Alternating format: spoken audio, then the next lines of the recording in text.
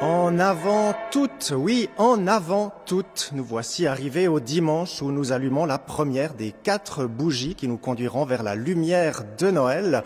Pour le culte de ce premier dimanche de l'Avent, nous nous retrouvons à l'église du Pascar à Bienne, une vaste église lumineuse entièrement bâtie en pierre blanche du Jura, à flanc de coteau au-dessus de cette cité horlogère et bilingue. Et puisqu'on parle de langue, eh bien ce sera le langage de la musique qui égaiera le culte ce matin, car oui, les églises réformées de Suisse proposent de lancer l'Avent cette année par une journée nationale du chant en église. Au programme dans les différentes paroisses du pays, un chant chrétien traditionnel, Ô vient bientôt Emmanuel, Veni, Veni Emmanuel en latin, un chant qui rassemblera donc les fidèles dans la communion d'une même espérance. C'est le chœur paroissial biennois qui nous enchantera ce dimanche. Il est placé sous la direction d'Alessandra Boer-Leccer. Le culte lui-même sera présidé par la pasteure Laure Deveau-Alisson. Elle apportera la prédication et célébrera aussi la Sainte Seine ce matin. Quant aux textes bibliques, ils seront lus par Monica Galato et Max Breschbuller. Et pour nous introduire dans la célébration, place tout de suite à l'organiste et maître improvisateur Jean-Luc Tellin aux grandes orgues fuglicitaires de cette église du Pascar.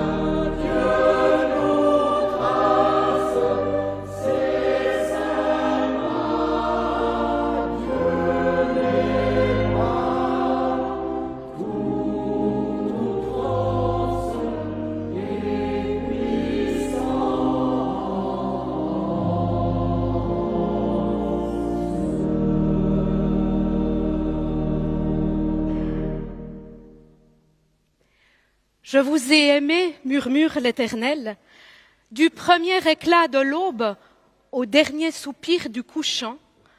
L'étoile, radieuse, dénoue le voile de la nuit, révélant l'éclat précieux d'une promesse infinie. Bienvenue à chacune et à chacun, habitués du lieu ou gens de passage, auditrices, téléspectatrices, vous ici, vous là-bas, convaincus, en recherche, confiants ou doutants. Cette église, ce matin, cette église du Pascar à Bienne, vous ouvre ses portes. Le temps d'une rencontre, le temps de chanter et de prier le Dieu qui nous rassemble. Vous êtes ici, chez vous. Et avec le chœur paroissial biennois, placé sous la direction d'Alessandra Boer-Lecher et accompagné à l'orgue par Jean-Luc Tellin, nous entrons ce matin dans le temps de l'Avent au rythme des carols. Ces chants traditionnels à caractère religieux qui chantent et dansent la naissance de Jésus. Des mélodies d'Angleterre, de France ou d'Italie qui résonneront avec les vieux mots d'hier et nos mots d'aujourd'hui pour donner du sens à notre fête. En avant toutes, le chemin s'ouvre vers Noël.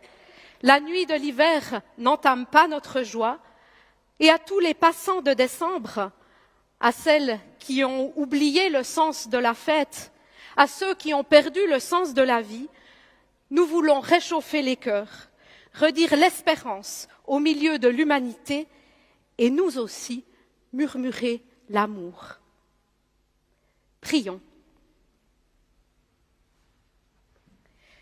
Notre Dieu, nous arrivons ce matin avec nos expériences joyeuses et malheureuses, avec nos soucis qui pèsent et des projets plein la tête, et avec un amour que nous sommes prêts à partager dans le quotidien de la vie. Nos chemins croisent ceux de gens qui souffrent, d'autres qui réussissent, d'autres encore qui rêvent. Et nous croyons que tu peux nous donner la force de partager avec toutes et tous ton amour dans le quotidien de la vie.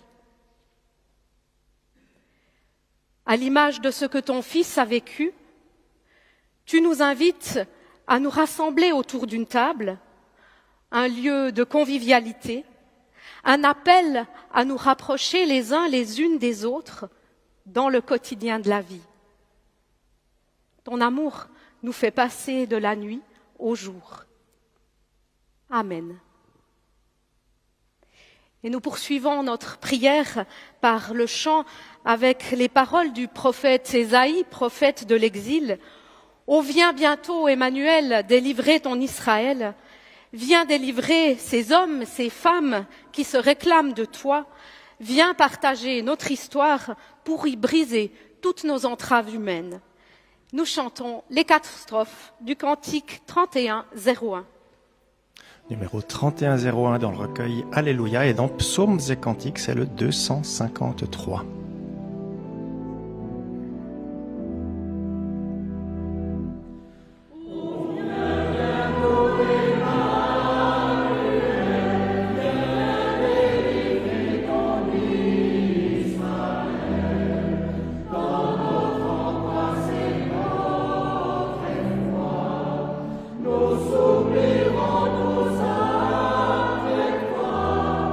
Chanter, chanter.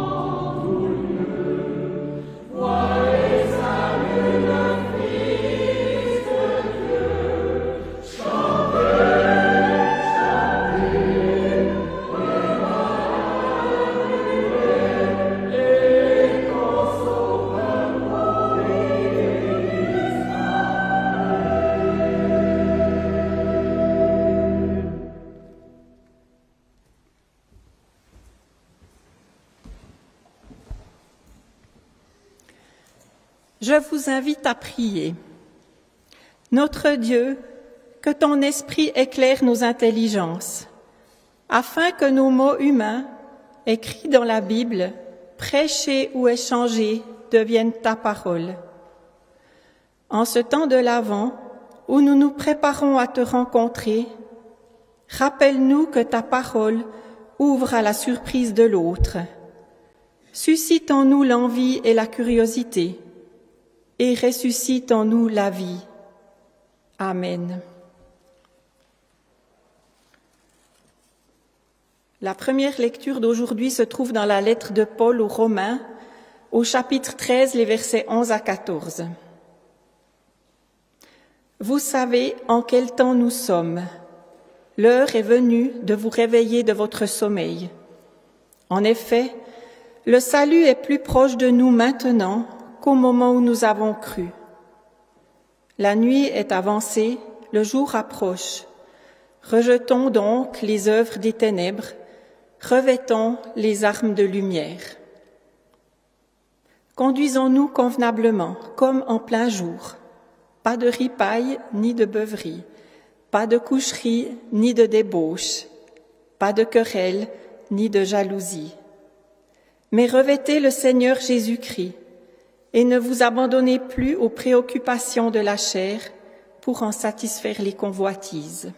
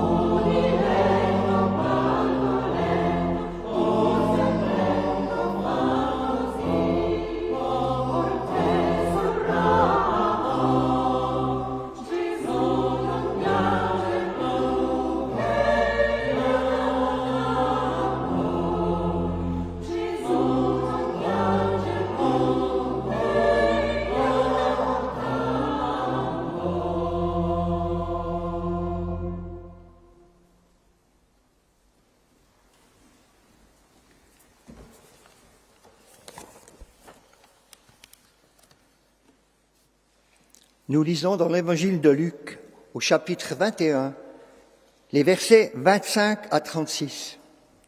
Il y aura des signes dans le soleil, dans la lune et dans les étoiles. Et sur la terre, les nations seront dans l'angoisse épouvantée par le fracas de la mer et des vagues. Des hommes défailleront de frayeur dans l'attente de ce qui surviendra sur la terre, car les puissances des cieux seront ébranlées.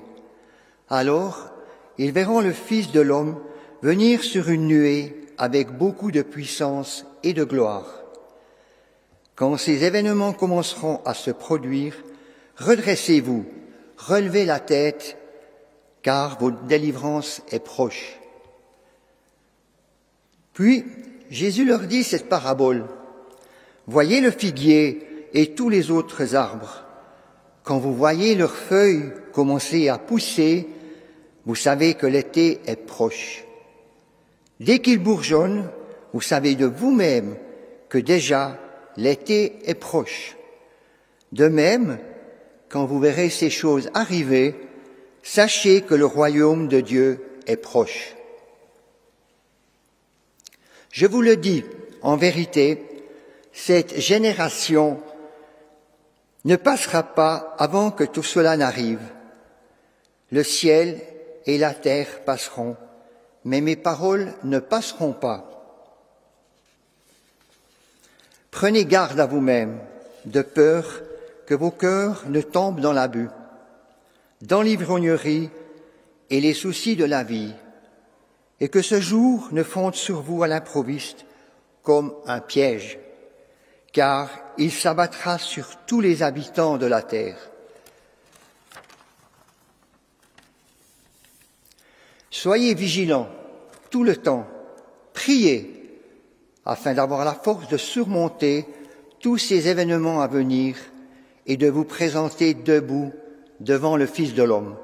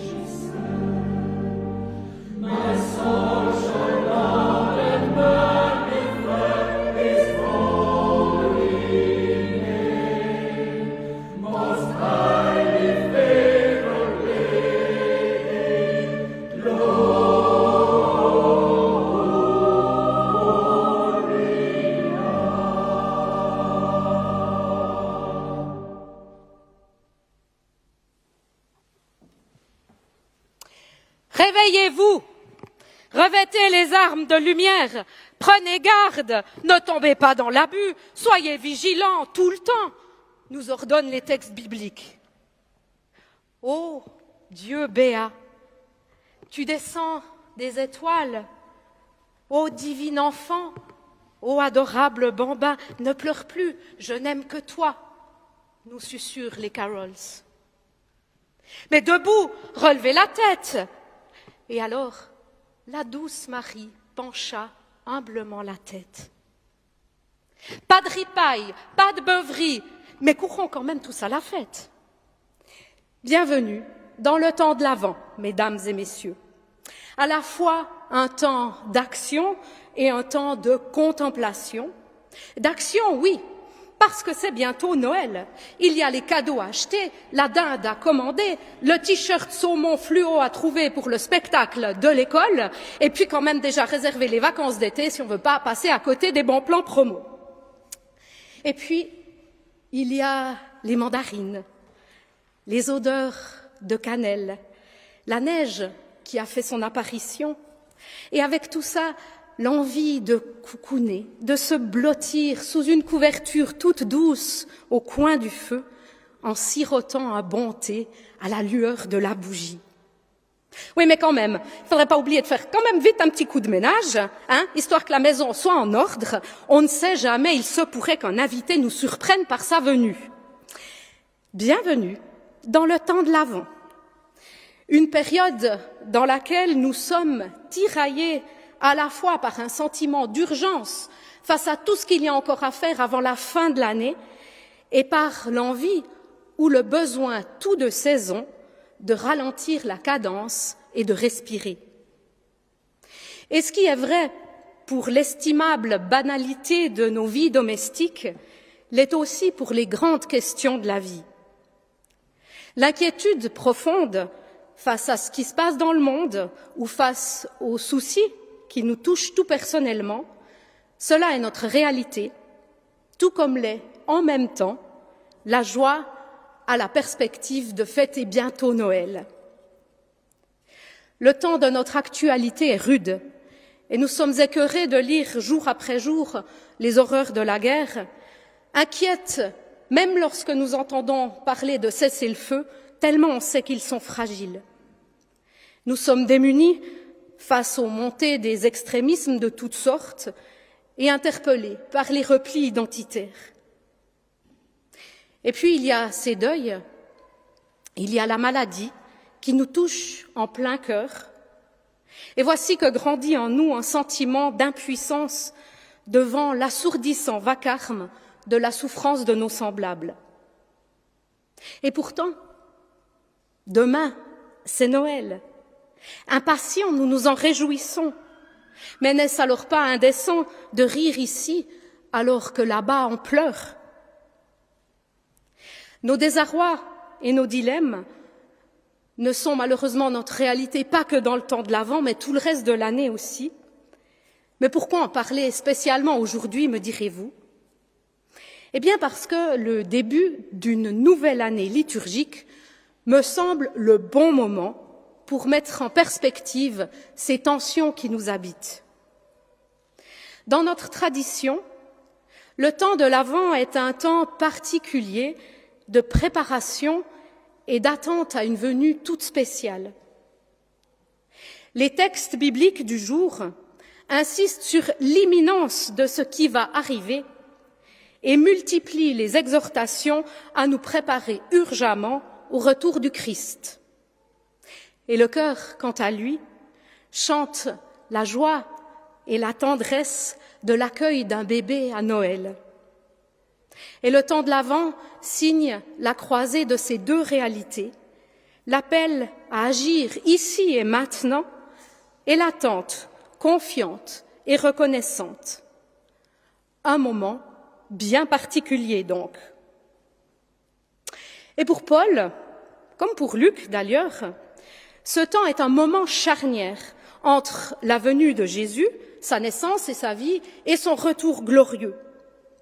Et ce motif, cher à la littérature apocalyptique, nous paraît un peu étrange aujourd'hui, et clairement, le concept de retour imminent du Christ est tout relatif 2000 ans plus tard. Mais même lointaine de la nôtre, cette conviction des premières communautés chrétiennes a le mérite de nous réinterroger sur notre rapport au temps. Il n'est pas question chez Paul du temps dans sa dimension chronologique, du temps qui passe. Ce n'est pas l'ouverture des fenêtres du calendrier l'une après l'autre. Le terme que l'auteur utilise, kairos en grec, évoque la qualité du temps, les circonstances particulières, le temps où il se passe quelque chose, ou encore le bon moment pour. Et vous savez en quel temps nous sommes, nous dit Paul. Ne voyez-vous pas les signes? Parce que nous vivons, je l'espère, nous ne vivons pas en dehors du temps et du monde, parce que nous sommes immergés dans l'actualité de nos maisons, de notre ville, de notre pays. Nous savons la liste infinie des ténèbres du monde et nous connaissons celle de nos propres obscurités. Et nous sommes en droit de nous demander si la fin n'a pas déjà commencé. Et il est bien légitime de nous poser la question de quel est l'avenir encore possible, tant nous percevons de signes alarmants et décourageants. Et face à cette intensité de la nuit humaine, la tentation est grande de s'enivrer de futilité et d'un peu plus de soi-même, et qu'il est tentant de se réfugier dans le folklore aseptisé de Noël pour cacher l'amertume de la vie derrière les biscombes ou les chocolats, ou pour reprendre les mots de Paul, ne se préoccuper que de notre propre chair et de nos envies, pour ne pas penser à nos responsabilités face à ce qui survient. Nos cœurs et nos têtes sont à la morosité ambiante. C'est donc peut-être le bon moment pour réentendre la mélodie de Noël. Alors non pas celle qui va nous anesthésier de tout mignon et de clinquant, mais celle qui confesse qu'une nuit, Dieu s'est donné à connaître sous les traits d'un nouveau-né pour partager la vie humaine.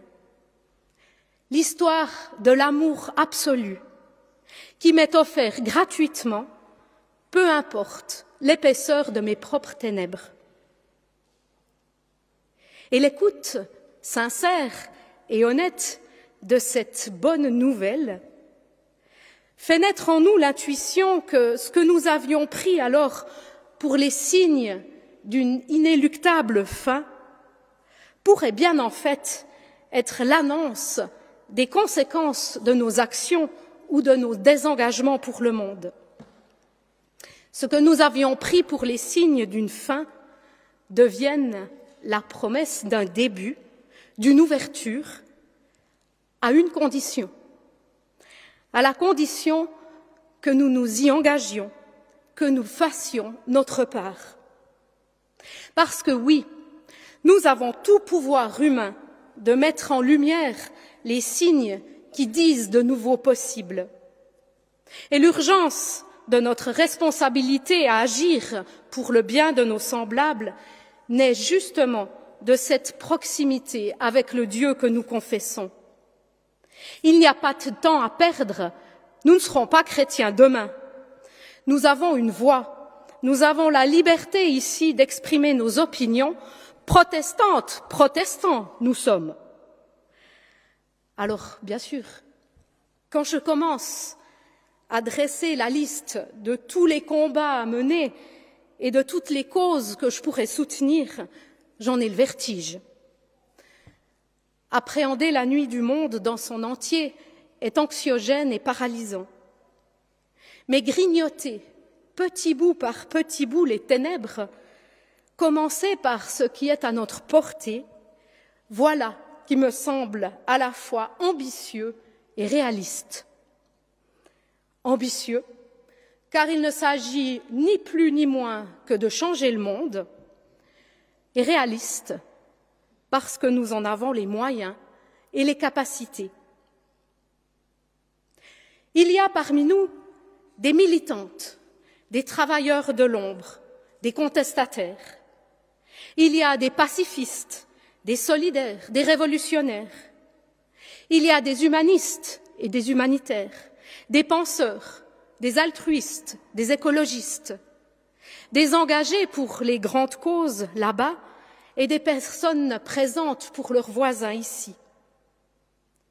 Il y a ceux qui consolent, celles qui divertissent, ceux qui prient.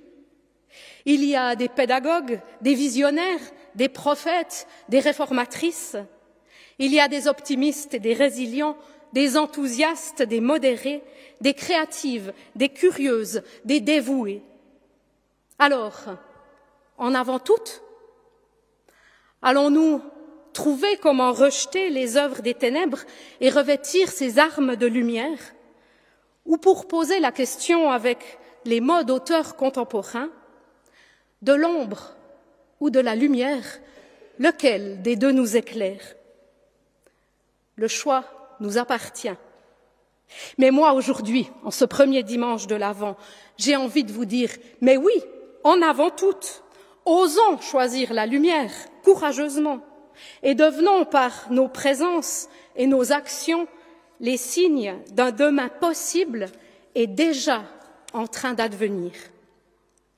Comme par exemple par cette journaliste qui renonce à sa carte de presse pour dénoncer la couverture médiatique des conflits au Proche-Orient, ou comme par le courageux chauffeur de taxi biélorusse qui n'embarque plus dans son véhicule de partisans de Poutine depuis que la guerre a éclaté, ou par la tendresse de cette dame qui accompagne son amie à l'enterrement de son mari, ou par celle qui prend des nouvelles, ou par ce petit frère qui vient accueillir impatient son grand frère rentré de camp à la gare, par celle qui donne des cours aux migrants, par celui qui assure le transport de personnes qui ne peuvent plus se déplacer par elles-mêmes, et par celle qui dénonce les injustices subies par sa collaboratrice. Par nous tous et par nous toutes, l'affirmation de Paul devient réalité maintenant. La nuit est avancée, le jour approche. Le temps de l'Avent est un bon moment pour nous préparer à fêter l'humanité dans ce qu'elle a de plus beau à offrir au monde, l'espérance en du toujours et du encore mieux possible. Et nos fêtes à venir, protéger l'espace d'un instant de nos tracas du quotidien et de la tourmente du monde, deviendront, elles aussi, occasion de partager cette espérance, de dire notre reconnaissance, de puiser dans les paroles et les sourires échangés la force et la volonté de nous engager.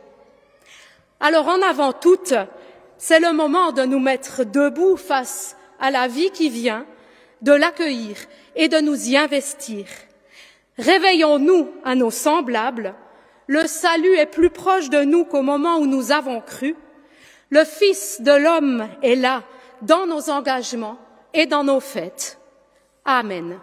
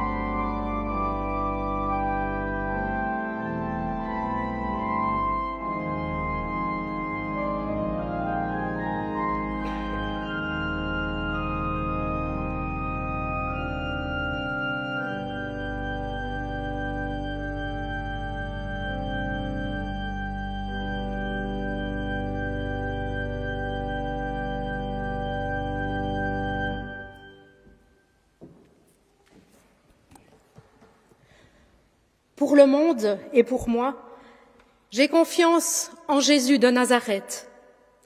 Il a été l'homme véritable, comme nul homme ne peut l'être par lui-même. Il est mort sur une croix pour les autres et pour le monde, comme pour moi. Il est ressuscité, il est présent parmi les hommes et les femmes, et pour les servir, il recrute son Église sans tenir compte de nos distinctions. Il agit par les hommes et les femmes dans l'histoire pour l'amener à son but, un univers réconcilié dans l'amour. Aussi, je ne crois à la fatalité, ni de la guerre, ni de la haine, ni de la catastrophe, ni de la mort, parce que je crois que Jésus nous engage à des décisions libres et conscientes. Grâce à lui, Dieu a un visage, il a un nom, celui de Père. Et grâce à lui, ma vie a un sens, l'univers aussi. Pour le monde et pour moi, j'espère en Jésus de Nazareth, il vient. Amen.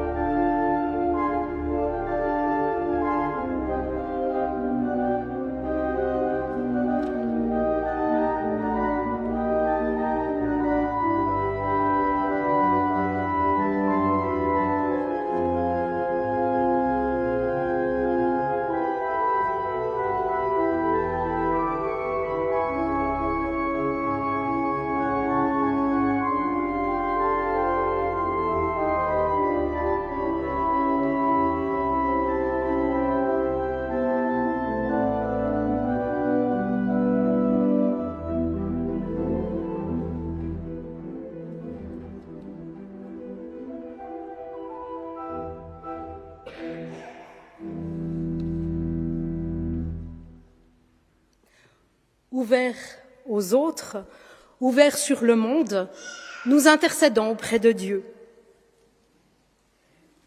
Ô Dieu, nous te prions pour toutes les personnes présentes de corps dans cette Église, présentes de cœur derrière leur poste de radio ou de télévision.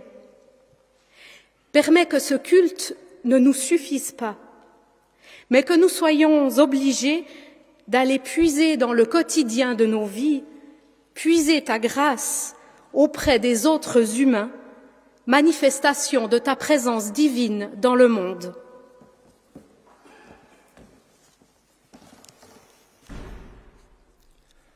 Notre Dieu, nous te prions pour les personnes éloignées de nos vies, seules ou isolées.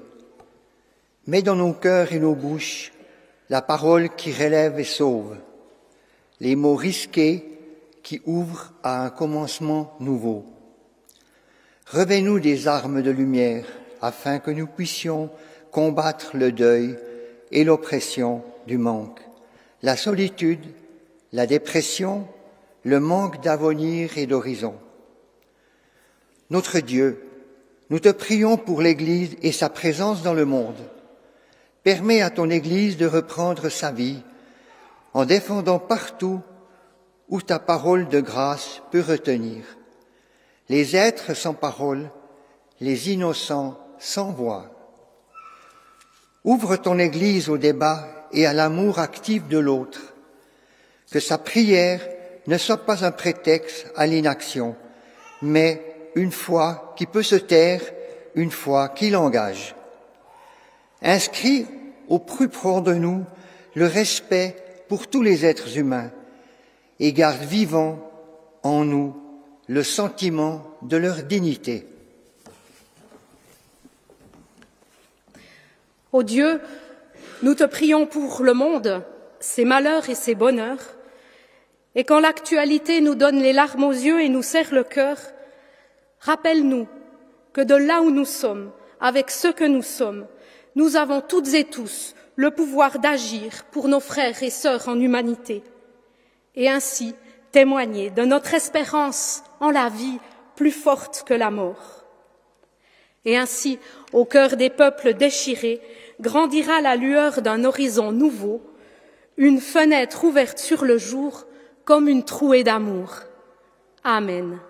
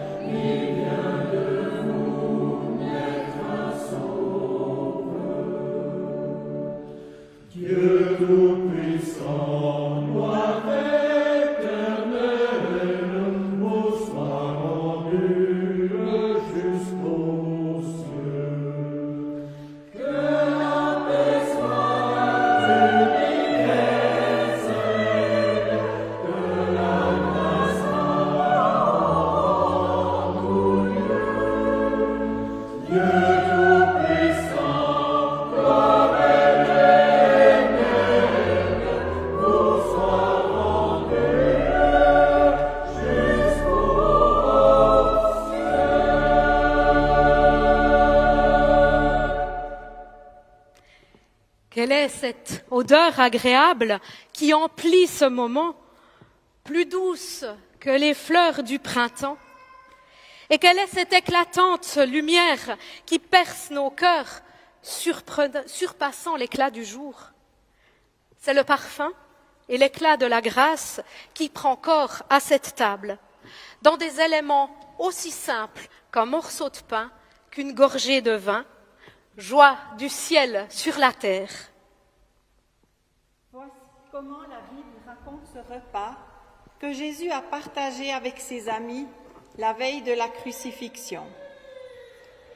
Le Seigneur Jésus, dans la nuit où il a été arrêté, a pris du pain. Après avoir remercié Dieu, il l'a rompu et a dit : « Prenez, mangez, ceci est mon corps qui est rompu pour vous. Faites ceci en souvenir de moi. » De même, après le repas, il a pris la coupe et a dit : « Cette coupe est la nouvelle alliance en mon sang. Faites ceci en souvenir de moi toutes les fois que vous en boirez. Le grand libérateur est un petit enfant, le roi est couvert de blessures, le Dieu tout-puissant est crucifié, la force de Dieu dans la faiblesse humaine. Et rassemblés autour de la table, nous vivons à la fois une dînette frugale en souvenir d'un deuil et en même temps une communion remplie de vie et d'espérance entre des frères et sœurs qui savent que le salut naît au cœur de la vie partagée entre toutes et tous. Christ, faiblesse de Dieu, donne-nous ta paix. Notre Dieu, que ton esprit fasse de nous des enfants prêts à accepter la vie, que ton souffle réchauffe nos corps et nous ouvre au partage, que le pain et le vin soient pour nous des signes d'une existence possible au milieu de l'univers du monde. Et en communion avec les femmes et les hommes qui te reconnaissent comme Père à travers le temps et à travers le monde, nous te disons d'une voix, Notre Père qui es aux cieux, que ton nom soit sanctifié, que ton règne vienne, que ta volonté soit faite sur la terre comme au ciel. Donne-nous aujourd'hui notre pain de ce jour. Pardonne-nous nos offenses, comme nous pardonnons aussi à ceux qui nous ont offensés. Et ne nous laisse pas entrer en tentation, mais délivre-nous du mal, car c'est à toi qu'appartiennent le règne, la puissance et la gloire, au siècle des siècles. Amen. Réjouis-toi, voici ton roi, la terre a son sauveur, chantons sa grandeur. Nous chantons les 4 strophes du cantique 32-37.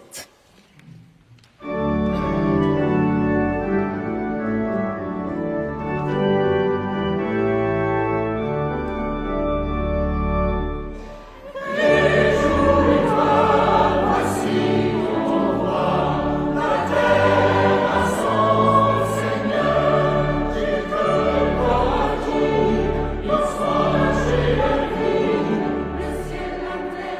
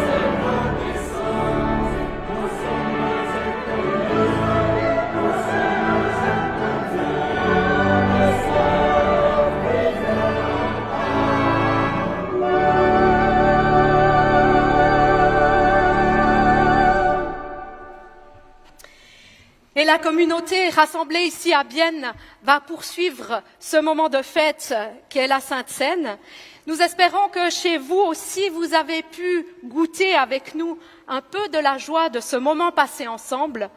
La paroisse de Bienne vous souhaite un temps de l'Avent animé de rencontres et de projets et en même temps rempli de place pour l'émerveillement à la surprise qui vient. Alors, allez en avant toutes, avec l'humanité que Dieu partage avec vous, avec l'esprit de fête qu'il met dans vos cœurs et avec la surprise qu'il vous fait de renverser vos attentes. Son salut naît au cœur de vos vies. Amen.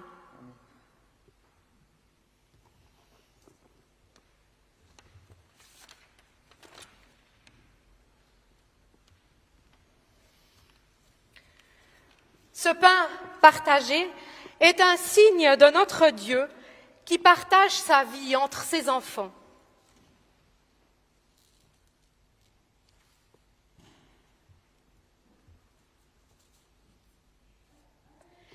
Et ce vin qui nous réjouit est un signe de tendresse qui nous réunit en un seul corps.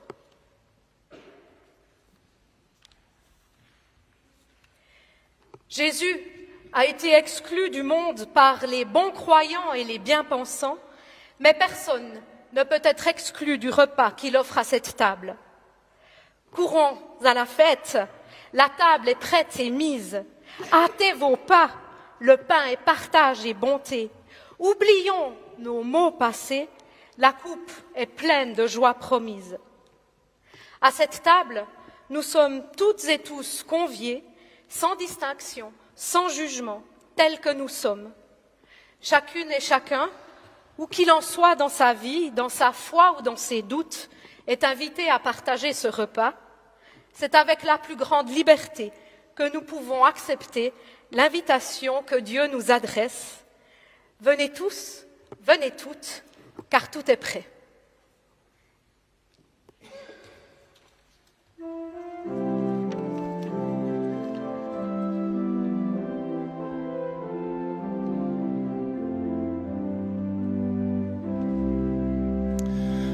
L'heure va venir de quitter l'église du Pascar à Bienne au moment où la communauté rassemblée pour le culte partage la communion.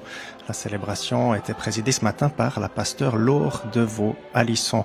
Merci à la paroisse de cette ville du Zéland pour son accueil. Merci à Monica Galato, Max Brechbuller pour leur participation à la liturgie. C'est le chœur paroissial biennois sous la direction d'Alessandra Boer-Lecher qui chante ces caroles encore maintenant. Merci à l'organiste Jean-Luc Tellin de les avoir accompagnés, de nous avoir accompagnés ce dimanche. Là, il va être 11h sur RTS Espace 2 et sur RTS 2. Bon dimanche à toutes, bon dimanche à tous.